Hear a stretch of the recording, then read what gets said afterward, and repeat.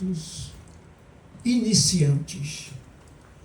E a partir daí, a evolução começa a se processar, unindo células, formando, pouco a pouco, as agremiações celulares, que culminaram, então, a aparecer e a passar nas algas marinhas as formações dos primeiros vegetais. Mas nós vamos dar um pulo muito grande nessa caminhada em que todos nós estivemos e estamos. Em espanhol, a gente começa a dizer coisas e raciocinar em espanhol. E estávamos todos involucrados, não é, Armando? Nessa evolução. É evidente que, chegando no reino hominal, aparecem os primeiros parentes mais próximos, de aspecto bem primitivo, peludo, mas o seu olhar era enigmático. O seu sentimento era um grunhido, porque o sentimento apareceu a nossa formação em não mais do que 200.000 anos atrás. E então, chegamos onde chegamos, neste século, numa época em que se afiguram transformações importantes nesse nosso planeta. As frequências do nosso psiquismo planetário começam, e já começaram, a se intensificarem em outros padrões. Nós estamos passando por momentos importantes em que tocados estamos sendo na sensibilidade da nossa evolução milenar. E nós nos debruçamos diante de indagações muito importantes. Como atingirmos em dias próximos, porque os dados investigados nos indicam, pesquisas realizadas nos indicam que nós estamos, inclusive, pesquisas obtidas em trabalhos que Isaac Newton, o pai da física, da mecânica, pesquisou nos antigos manuscritos orientais e encontrou, Isaac Newton encontrou. Esses dados foram levantados por um companheiro que se debruçou na pesquisa, o Manuel Aires, da Federação Espírita do Estado de São Paulo, uma das suas palestras, em que ele enuncia não só o trabalho de Isaac Newton, mas também o trabalho de outros iniciados. E entre as próprias bem-aventuranças de Jesus, ele mostra, antecipando, que os mansos e pacíficos herdarão a terra, como que identificando a condição de chegarmos um dia a sermos esses seres em que, despertos, e assumidos no grande ensinamento, nos grandes ensinamentos de Jesus. O panorama humano, o panorama social, o panorama político do nosso planeta, passando por transformações lentas e progressivas, nós viveremos a condição não mais de seres imperfeitos, mas de seres já transformados ao mundo de regeneração. Embora distantes ainda da condição que alcançaremos, sabemos lá quantos milênios na frente, a condição como chegou Jesus a espíritos puros. E no livro do engenheiro Hernani Guimarães Andrade, Espírito, Perispírito e Alma, nós encontramos na sua análise e no final, nas suas considerações, ele traz exatamente essa caminhada linda, cósmica, dizendo que chegaremos daqui a mais alguns bilhões a uma condição que não precisaremos mais voltar à experiência física do planeta. Não, o nosso perispírito se irá aos poucos depurando. Na parábola da veste nupcial, em que Jesus nos ensina exatamente para adentrar e para ser merecedor do convite às bodas, é preciso estarmos indumentados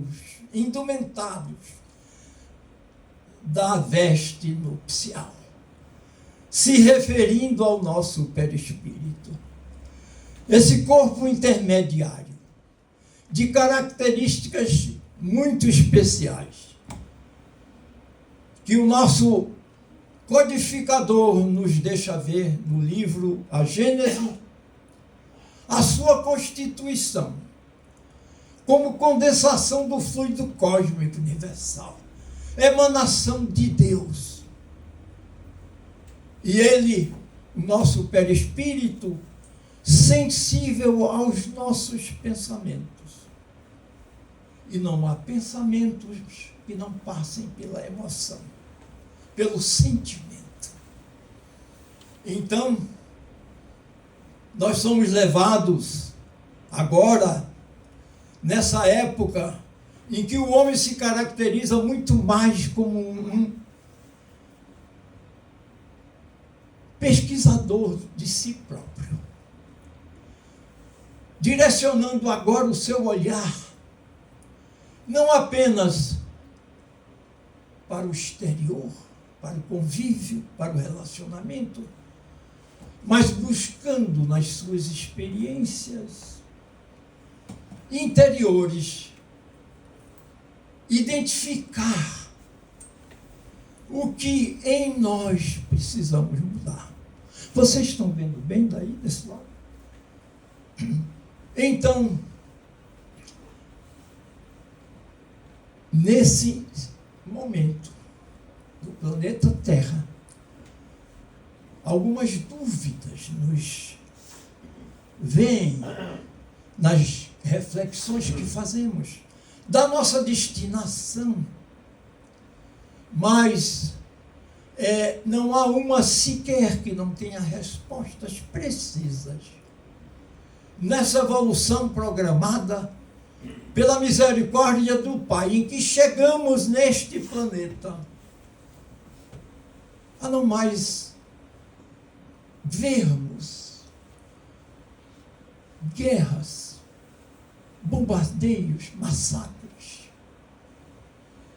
O que nos choca e nos coloca nessa perplexidade da dúvida, como? Mas, como diz Paulo de Tarso,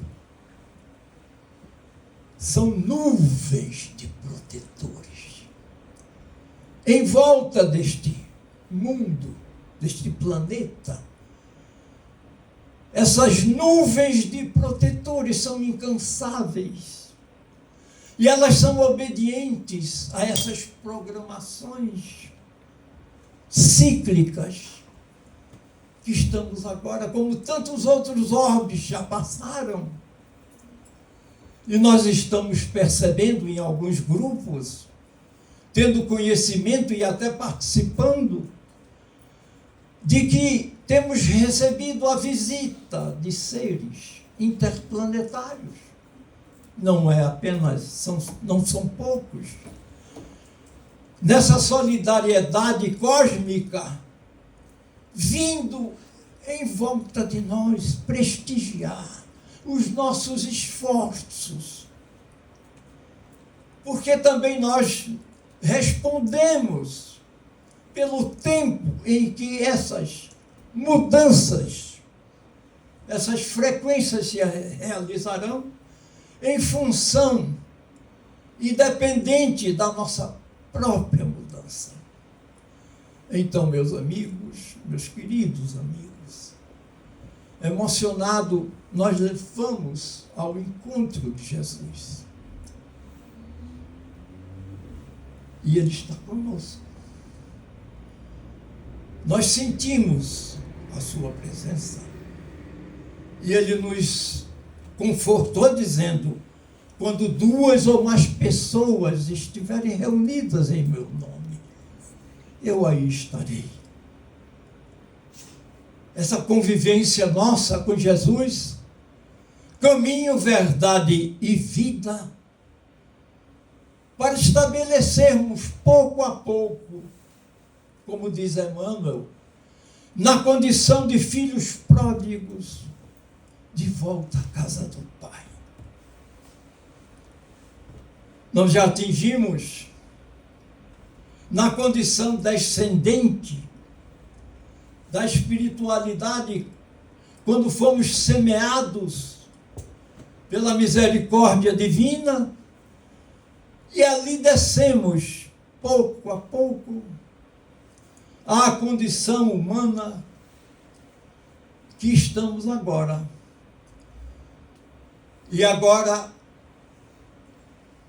a reversão desse ciclo, naturalmente, é na direção ascendente, em que a nossa sensibilidade, a nossa percepção, ela se enriquece. Nós não temos, diante dessa evolução cíclica, situações de reversão. Porque é como nos diz Armando Vélez, nessa pirâmide, e que ascendemos um lado, quando chegamos no seu cume, como estamos agora nesse planeta, o caminho agora é do outro lado. Nós não vamos voltar. Kardec, perguntado, nos disse,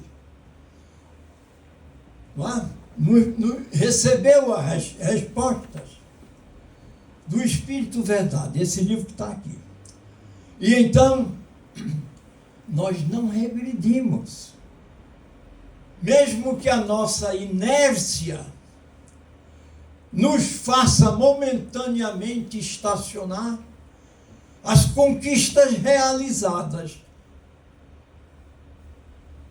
nessa essência que somos, jamais voltarão, serão revertidas a estágios, como o significado de metempsicose na Grécia antiga, já elucidando e aceitando e comentando entre os seus filósofos o fenômeno da reencarnação. A metempsicose admite o retorno à vida animal. O que não se pode admitir diante da grandeza da nossa evolução espiritual, dessa essência que somos, representantes. Deus se manifesta em nós. E o Dr. Hernani coloca, nesse sentido evolutivo, nas suas considerações finais, a expressão de Jesus, que chegaremos a uma condição suave, luminosa. Porque, disse Jesus, sois deuses. E agora nos vem a reflexão de que forma estamos nós atuando filhos de um Pai que nos fez a sua semelhança, com todos os recursos para atingirmos a perfeição. Como estamos nós olhando agora para o interior da nossa sensibilidade, o que encontramos na esfera das nossas emoções, que reconhecemos como carentes de mudanças. O esforço próprio é condição, é testemunho de cada um de nós. Mas eu quero voltar para o tema porque nós temos um tempo limitado, programado. Então, vamos seguir com Jesus nesse episódio lindo, raro. Eu não sei se vocês verão melhor, se essa luz podem ser apagadas. Então, em que o festim das bodas, uma mulher de conduta duvidosa, discriminada, uma cortesã, de cabelos negros, de pele morena, arrebatada pelo seu amor, já tocada por Jesus, se aproxima e a ele se debruça aos seus pés, trazendo guardado um dos seus melhores perfumes. E ela então lava os pés de Jesus com esse perfume e enxuga-os com os seus cabelos. E o olhar recriminador dos que ali estavam, entre eles aqui o personagem conhecido como Nicodemos, do Sinédrio, mas Jesus compreende aquele coração arrependido, que ali dava o melhor de si, no seu profundo amor pelo Mestre, já tocada nos seus erros, no seu espírito desejoso de perfeição. E ela então é compreendida por Jesus. E em sua volta criou-se aquela conversinha, aquele comentário. Jesus, percebendo, disse: eu aqui cheguei e vocês não me deram, como era hábito, né? Água para lavar os meus pés ao adentrar aqui. E esta mulher aqui veio, trouxe o melhor dos seus perfumes e enxugou os meus pés com os seus cabelos, calando assim as indagações incriminosas daqueles que ali integravam essa festividade. Jesus tocou, transformou as portas de Damasco. O perseguidor Saulo de Tarso. O magnetismo de Jesus. A gente não tem alcance para compreender, nem muito menos instrumentos para avaliar as frequências do seu amor. E naquele instante significativo, Jesus se dirige e pergunta: Saulo, Saulo, por que me persegues? E nesse instante, a luz intensa toca as fibras mais íntimas de Saulo de Tarso. E ele tomba do seu cavalo. A sua luz era tão grande que o cegou. E agora, essa transformação que todos nós estamos realizando lentamente se processou instantaneamente em Saulo. E ele, debruçado, pergunta: Senhor, que queres que eu faça? Cego foi atendido. Passou seus 40 anos reclusos, se preparando e se transformou no maior divulgador do cristianismo nas cidades da Grécia. Principalmente, Paulo de Tarso testemunhou assim a sua transformação. E agora nós nos perguntamos: que altura eu estou de dar esse testemunho, de ser reconhecido um dia como discípulos de Jesus, na condição de muito nos amarmos? Então, o Odaí é aqui, não é? Então, nós somos levados a conhecer que a ciência desempenha um papel importante, porque ela nos abre as reflexões importantíssimas.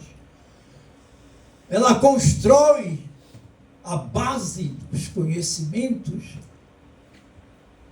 E o Espiritismo, diz Kardec na Gênese, caminhando com a ciência, marchando com o progresso, jamais será ultrapassado. Porque se novas descobertas demonstrassem estar em erro sobre um certo ponto, ele se modificaria sobre esse ponto. Se uma nova verdade se revelar, ele a aceitará. E então nós vamos analisar um pouco o que as ciências da atualidade chegaram a nos contribuir. E nós destacamos aqui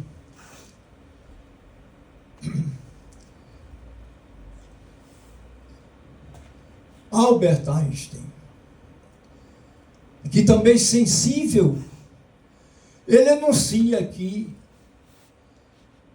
a ciência sem a religião é manca, é aleijada. E a religião sem a ciência é cega. Então, minha gente, nós chegamos nos dias de hoje, inclusive essa pátria, representantes dela têm contribuído para o conhecimento da humanidade nas áreas da natureza mais íntima, na ciência quântica. Bruce Lipton mostra que as nossas crenças têm uma atuação muito íntima na nossa construção biológica. E as nossas células respondem a essas crenças e nós podemos mudá-las, porque as crenças são tradições, são estabelecidas na repetitividade. Mas quando a gente abre para conhecer a intimidade das nossas células, nós começamos a ver, como André Luiz nos ensina, no livro Mecanismos da Mediunidade, Evolução em Dois Mundos, que as nossas células são inteligências rudimentares, que as nossas células estão sendo investigadas no seu comportamento, nas suas estruturas, nas suas metamorfoses. E nós, com Carl Simonton, com Bernd Siegel, nos livros em que tratam eles de pacientes portadores do câncer, das deformações tumorais, curas se realizam por estados de mudança emocional, de mudança de crenças. Essa contribuição do livro do Lipton, Bruce Lipton, não é, que vocês conhecem, a biologia da crença. Então, essa ciência nos abre caminhos e conexões importantíssimas. Vendo que nós podemos mudar, podemos ter novas crenças, investigar a nossa natureza sentimental e trabalhar com eles na nossa reforma íntima. E assim fez Bernd Siegel, nesse livro maravilhoso,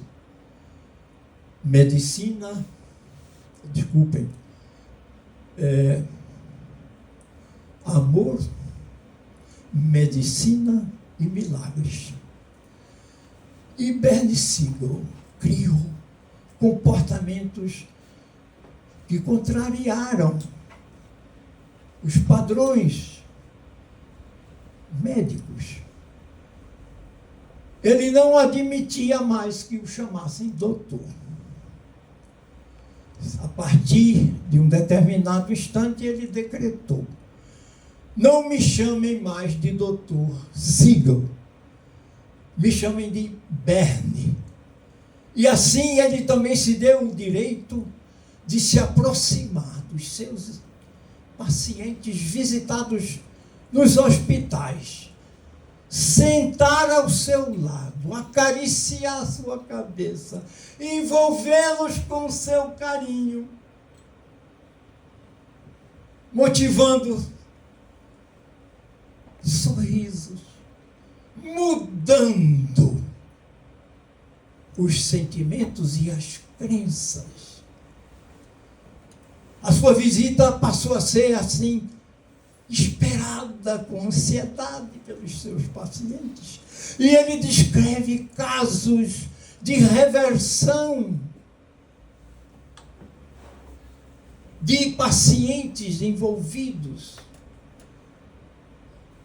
em tumores, pacientes terminais, que tratamento, pelo carinho, sentiram-se renovados. Meus queridos, Jesus disse que o amor cobre a multidão dos pecados. Que coisa, ainda não aprendemos.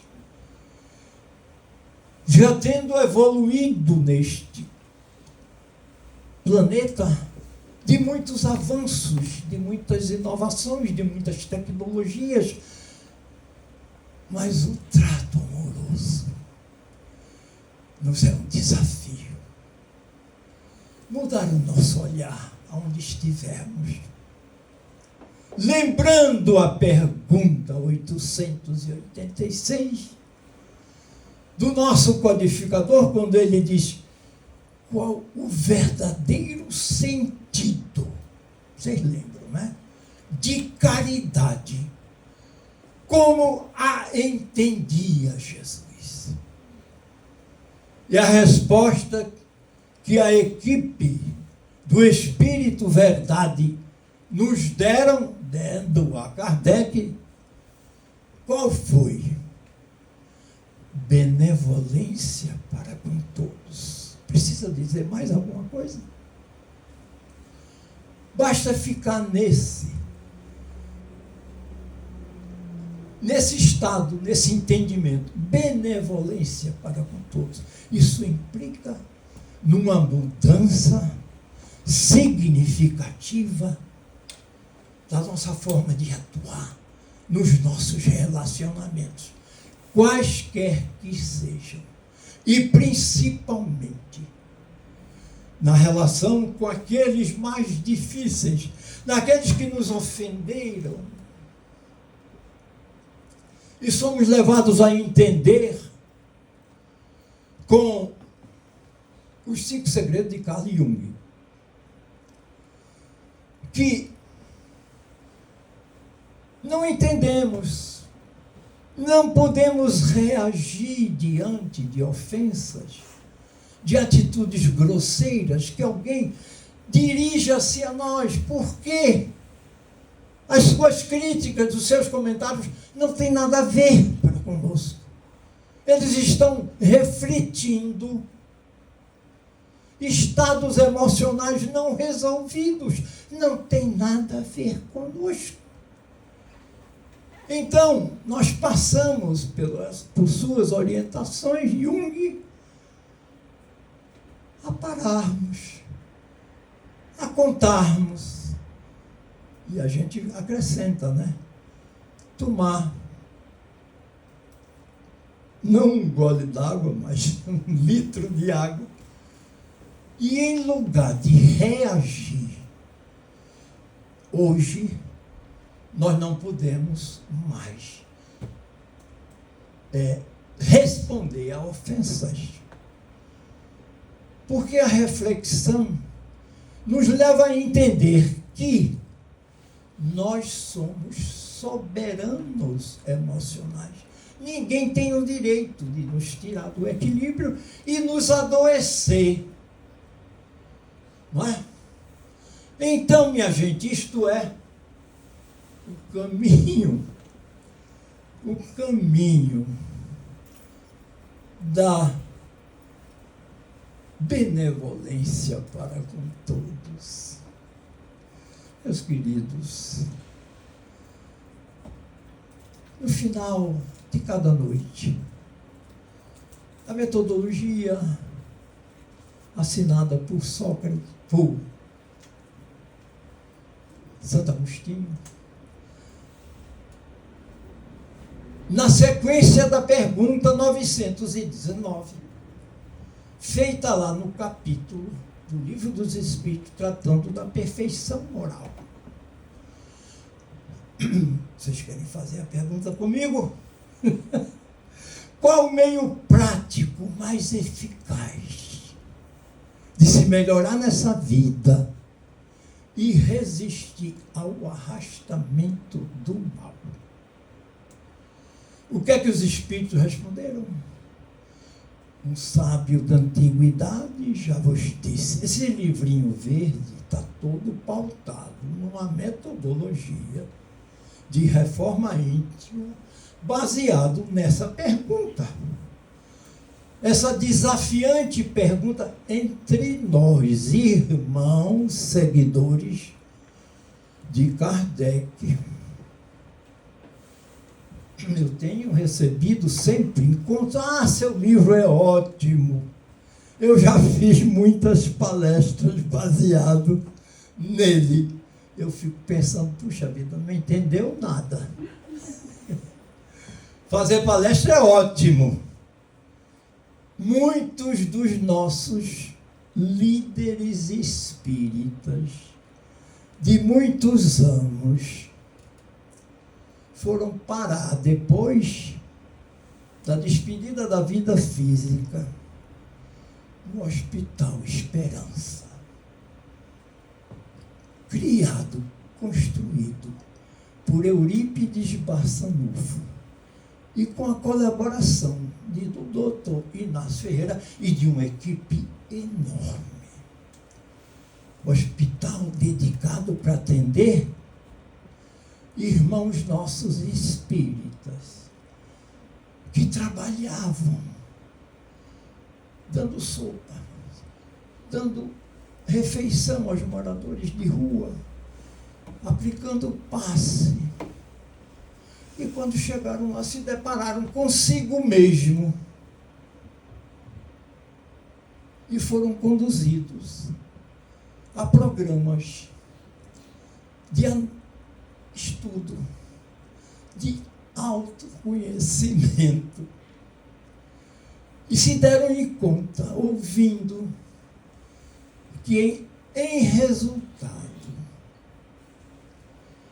nós fizemos tudo isso,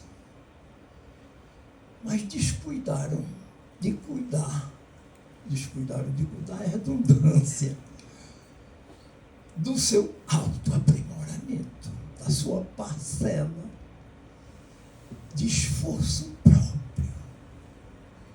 Que a gente tem recursos, sim, que eu quero ver. Vocês já estão vendo que esses são, eu vou voltar a esse assunto, esses são os nossos hoje. Hoje, eu acho que são todos norte-americanos, né? Greg Braden, físico quântico, Bruce Lipton, biólogo, e esse aqui, Joe Dispenza, excelente, porque ele é muito didático e tudo que ele se baseia em pesquisas dentro das neurociências. E vamos ver se a gente consegue. Há milhares de anos, o ser humano olhava para o céu, para o mar, para a floresta, e sentia que havia algo maior, algo invisível, algo que conectava tudo. Culturas ancestrais sabiam que a vida não era apenas o que podiam ver com os olhos ou tocar com as mãos. Eles sentiam a interconexão entre cada árvore, cada animal, cada pessoa, cada estrela. Hoje, a ciência moderna começa a descobrir que essas intuições antigas tinham razão. Existe um campo de energia inteligente que conecta tudo. Um campo que responde aos nossos pensamentos, emoções e intenções. Um campo que não se limita ao espaço visível, mas permeia todo o universo. Sempre me impressionou como culturas antigas compreendiam algo que a ciência só agora começa a medir. Para os povos indígenas, a vida era uma dança contínua de energia, e nós éramos participantes ativos dessa dança. A existência, a morte, a saúde, os relacionamentos, o tempo. Tudo era compreendido como padrões de energia interligados. Eles sabiam que cada pensamento, cada ação reverberava no mundo ao redor. cada Braden pensamento. nos convida a olhar para o universo não como um conjunto de objetos isolados, mas como um sistema vivo e consciente, no qual somos co-criadores de nossa realidade. Cada Co-criadores. pensamento, cada emoção, cada intenção envia ondas de energia para o campo.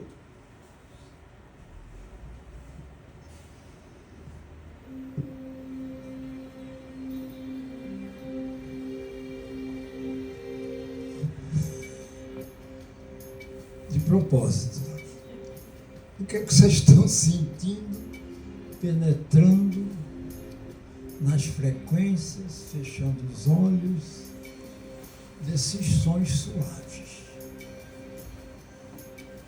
Que emoção nós estamos sentindo? Que bem-estar, que conforto.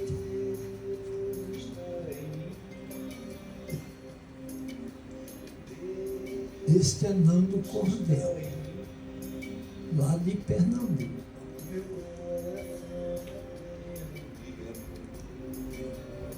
Um mantra. Deus está em mim. Não sei cantar, mas eu canto. Deus está em mim. Meu coração é pleno de amor.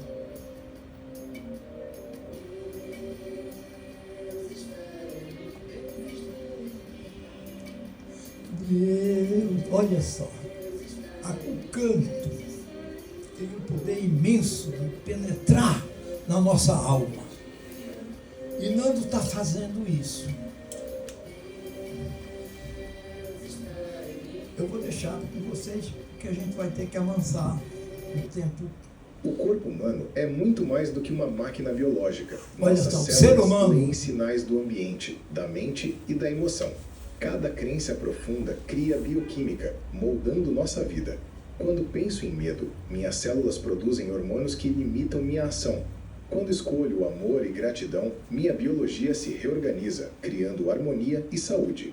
O poder de a transformar biologia vida se harmoniza, começa com consciência. criando energia e saúde Mostra que não somos vítimas na de intimidade nosso DNA. celular. O que antes parecia pré-determinado pode ser transformado. Crenças e Epistemologia. emoções reprogramam nossas células e moldam a realidade.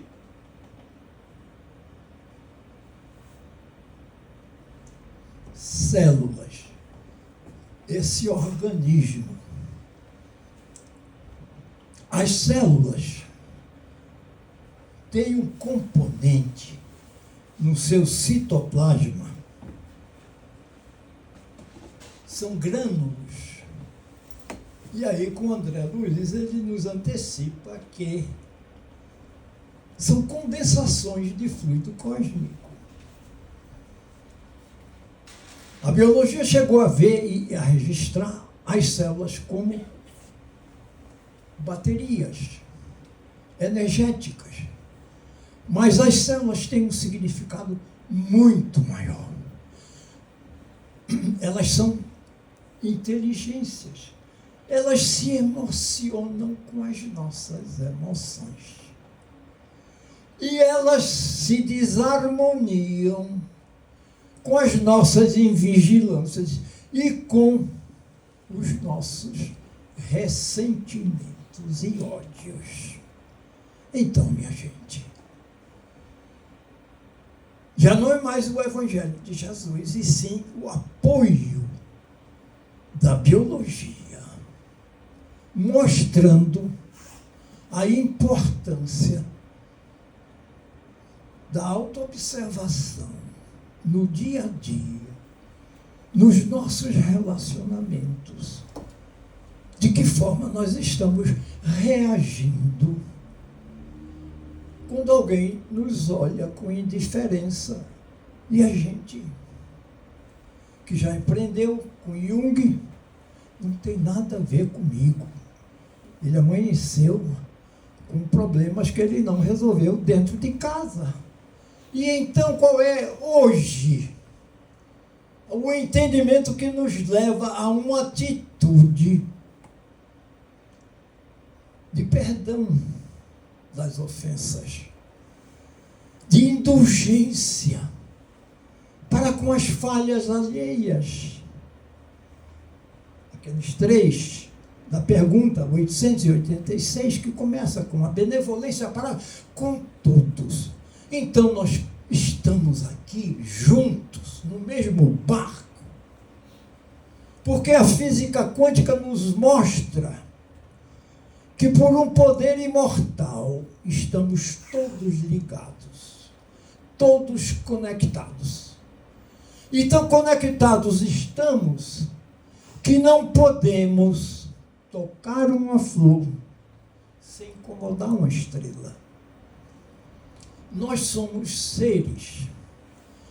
Eu não vou, porque nós estamos apertados no tempo, não vou comentar aqui o Teorema de Bell, que deu base a isso. E então é o Bruce, não é o Bruce Lipton, é o Greg Braden, que nos diz que os nossos pensamentos, como disse o Bruce Lipton, mudam a nossa realidade. As nossas crenças mudam a nossa realidade. E então os nossos pensamentos, que têm um poder enorme. A nossa vontade, André Luiz nos explica que é como um acelerador de partículas, o ciclotron, no CERN, né? Naquele projeto de 23 quilômetros, de 40 e poucos eletroímãs, em que aceleradores de partículas, torpedeando feixes de prótons, eles se transformam. O poder da vontade é de um ciclotron, de um acelerador de partículas. É só a gente mobilizá-la. A vontade. E aí vem a pergunta dizendo se nós poderíamos, com o nosso esforço, fazer mudanças em nós. E os espíritos responderam. Essa eu não estou lembrado do número dela, mas os espíritos da equipe Verdade responderam que até com pouca vontade nós poderíamos realizar transformações importantes em nós. Mas aí eles fazem uma exclamação assim, apelando, eu acho interessante, eles dizem, como são poucos. Parece que eles estão olhando para cada um de nós. Como são poucos aqueles que têm vontade. A vontade, minha gente. Nós ainda não assumimos. Eu estou falando porque eu estou com vocês, tá? Estou junto de vocês. No mesmo padrão. Então, o tempo passa, como diz o... O passado não precisa definir o futuro. Cada pensamento e emoção cria padrões no cérebro. Repetir hábitos antigos reforça velhos circuitos. Mas quando imaginamos uma nova possibilidade e sentimos que ela já é real, criamos novas conexões neurais. Nosso corpo novas responde, conexões neurais. E o campo inteligente começa a alinhar a realidade com nossas intenções. Reprogramar o cérebro não é apenas pensar positivo. É sentir a nova realidade como se já fosse real. Quando a mente imagina possibilidades além dos sentidos e o coração sente isso profundamente, o corpo responde. Neurotransmissores, hormônios e substâncias químicas são liberadas. Redes neurais são reorganizadas e o campo ao redor começa a alinhar-se com essas intenções. A introdução ao poder da consciência não é apenas teoria. É a fusão da ciência com a experiência humana. Pesquisas em física quântica mostram que partículas subatômicas respondem à observação consciente.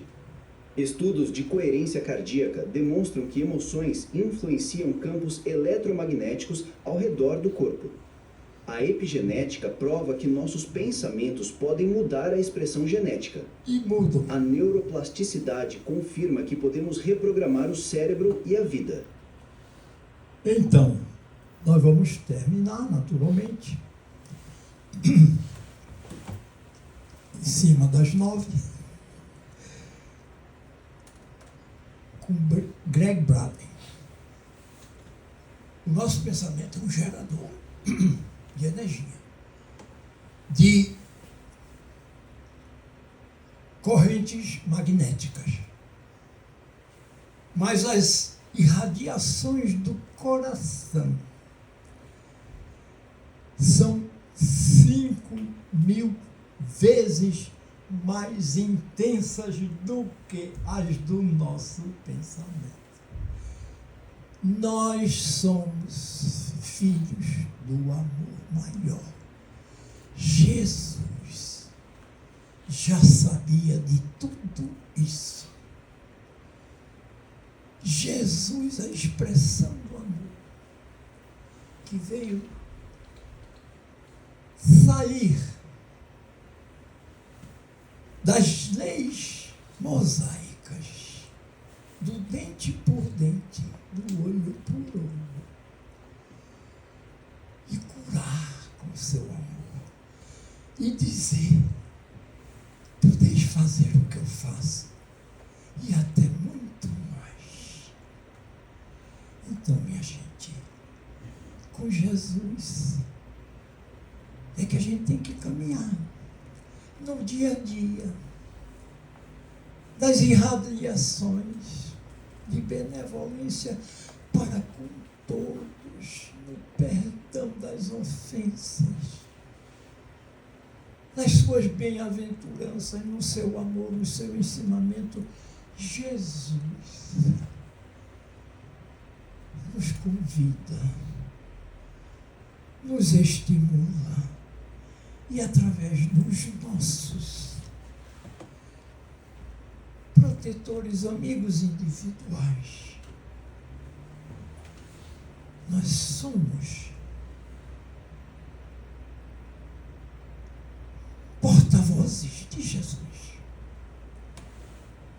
na nossa existência programada, aonde estivermos. Os latinos. Como? Eu estou colocando os latinos. Não é só brasileiro, não. Brasileiro também é latino. Eu sou brasileiro e sou filho de espanhol. O que é que eu sou? Então, nós nos mesclamos, mas nós fomos trazidos para esse país com uma destinação, com uma missão. E todos nós as identificamos. Mas agora, nos aproximando do ano que Isaac Newton pesquisou, de 2050, nos restam progressivamente, lentamente, ainda, nós estamos em 34 anos, em que isso vai se configurar mais, mas já está se delineando. Vamos perceber isso, vamos abraçar isso, e muito obrigado pela paciência de vocês, nesse dia, nessa segunda-feira. Olha, meus queridos, quando a gente se hermana desses propósitos, nós nos sentimos irmãos, nós nos sentimos felizes, nós nos sentimos agradecidos. É o que eu faço agora, pedindo a vocês um abraço amigo, afetuoso, que sejamos mais unidos, mais amoráveis, mais pacientes, mais tolerantes, e caminhamos juntos, porque quanto maiores formos, maior é a massa crítica que a gente cria para as grandes mudanças planetárias. Não é? Um abraço muito grande. Muito obrigado.